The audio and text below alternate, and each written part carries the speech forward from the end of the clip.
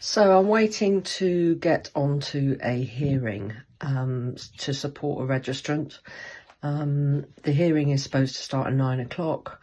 We're supposed to be in the pre-meeting with the case presenter and the legal assessor, which is normal practice, at 8:45. It is now 8:51 and we've had no communication from the NMC in regards to this starting late and what's happening. All we've had is a email for the joining instructions, which was sent after I asked for them. So this isn't unusual. It happens all the time, but it is incredibly frustrating. Anyway, keep you posted.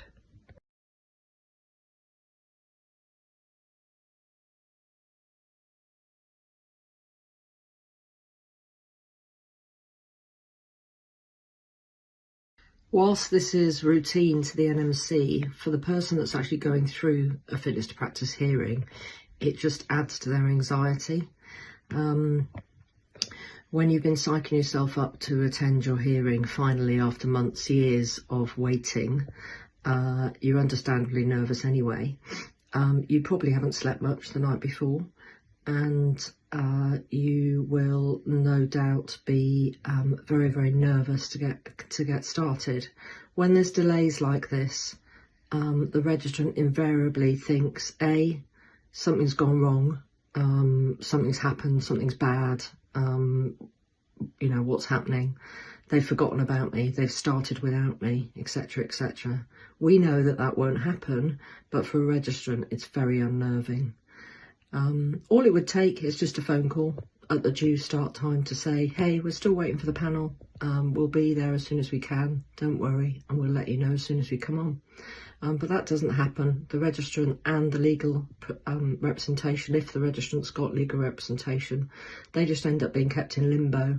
And sometimes we've actually been waiting till 11:30 before we even get notification of when we're starting. So it's just a bit rude, apart from anything else. And when we talk about culture, this has most definitely got to change.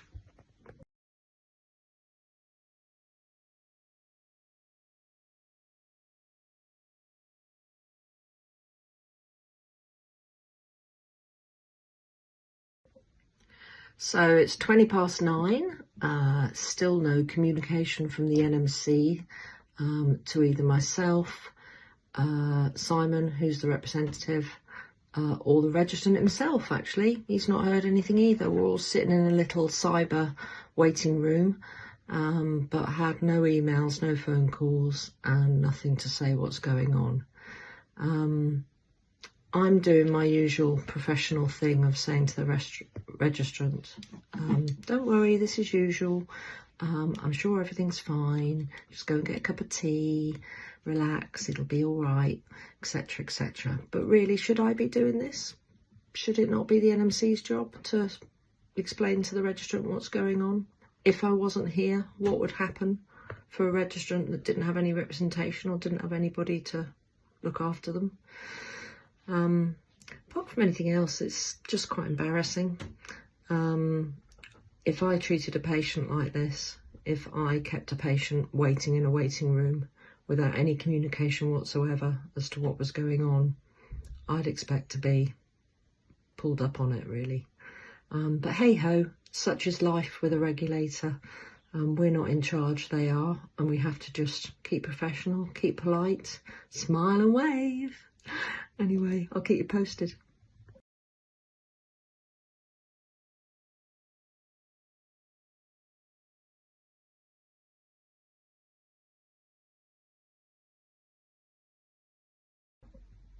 So we finally received an email asking us to join the pre-meeting 45-50 minutes late, but we got there in the end.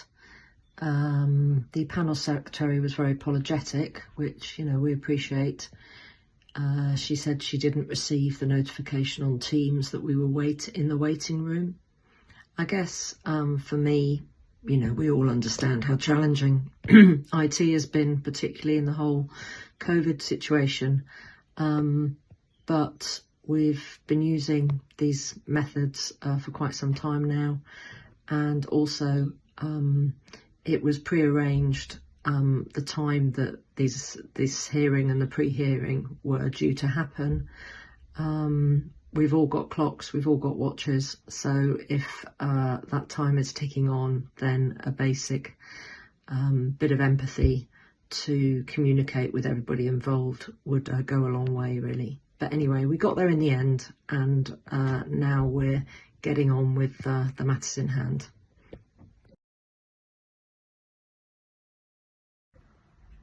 So we've had the first part of the hearing, and I have to say, once we got in there, everybody was very lovely. The panel secretary apologised for the delays for reasons I've said before, and the chair was very clear on pointing out that this process isn't supposed to be adversarial. It is about hearing the registrant side of things and giving everybody a fair and equitable chance at giving their side of the story, which was wonderful, you know. And it's probably the first time I've heard a chair actually specifically talk about the need to look after the registrant's stress levels during this process as well.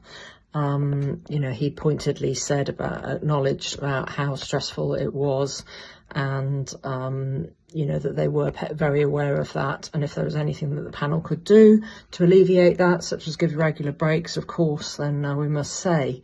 But I think the point is that it's about what happens before the hearing. The culture was talked about a lot at the NMC Council meeting yesterday. And again, it was encouraging to hear the council question the NMC on things that they were doing in response to the latest articles in the Independent and the whistleblowing concern that was raised. And lots discussed about, you know, very positive steps they've done so far to improve things in their processes and the way they deal with people, but also acknowledging that they have a very long way to go as well. And I think today is just yet another example, and it's not just a one-off incident. Pretty much every case that we've been involved with for the last 5 years has had serious delays on the day of hearing and a poor level of communication with registrants and their reps as well. So I guess this is about an attitudinal problem, to use the NMC's own words. Obviously, often they are talking about registrants' allegations as attitudinal. So I would say perhaps there is some internal review needed within the attitude and culture of those dealing with fitness to practice, to not only say that they're putting the person in the centre, but actually do it as well. It doesn't take much. A phone call doesn't take much. A quick email, a text message, anything to just reassure and make sure that the person doesn't feel that they've been abandoned, really, and that they're not important. You know, if I was ignored, I'd feel even worse than I felt already, and that's not okay, really. Not what we expect from our regulator.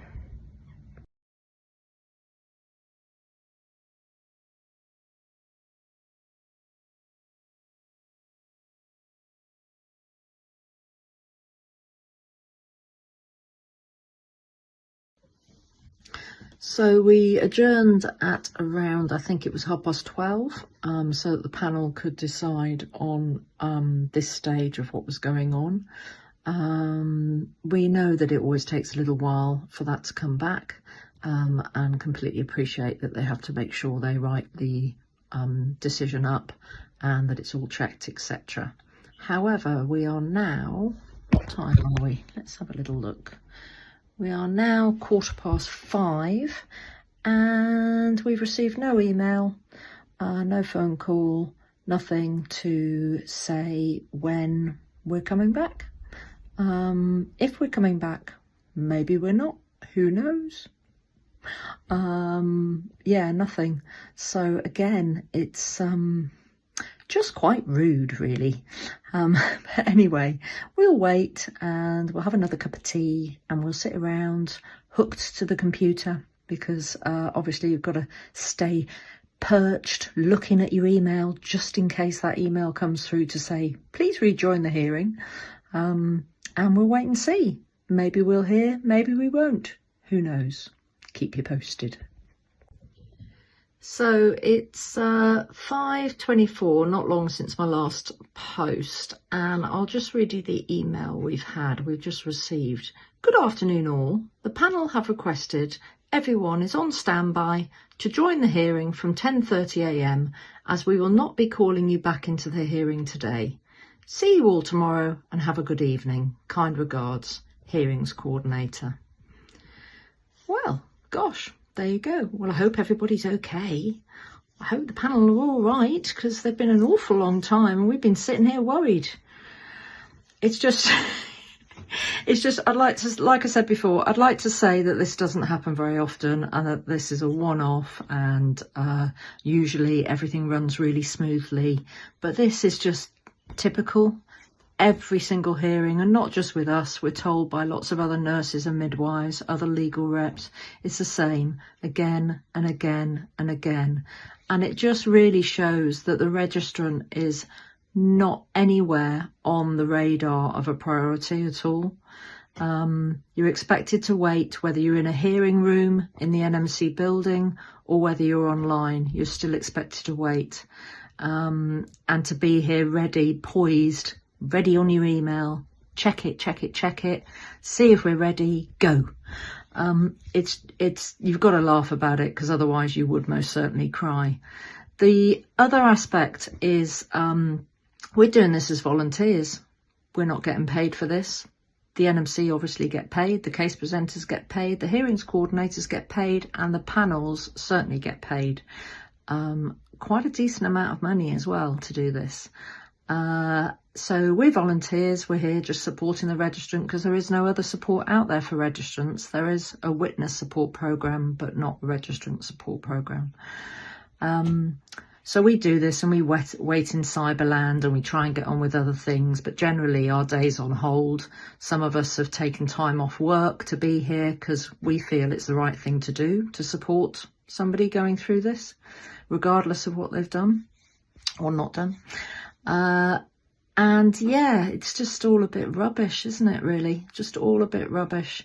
The other thing is, quite often somebody will be coming to a hearing with a union rep. So again, they're not officially, the registrant isn't officially paying for that. It comes from their union subs.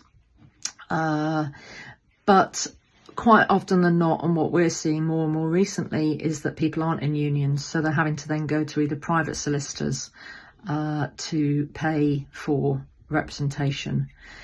Now, as we all know, private solicitors quite often will bill by the hour. So potentially you've got a registrant that might be out of work, has very little means to finances, and those small amounts of finances, they've made the decision to save and scrimp, ask family, whatever, to help pay for their representation so that they can get as fair a deal as possible. And they've just paid for, 12, nearly 6 hours of sitting, waiting for an email to say, we might be back tomorrow at 10:30, but please be on standby. I don't know what you think, but I wouldn't be very happy.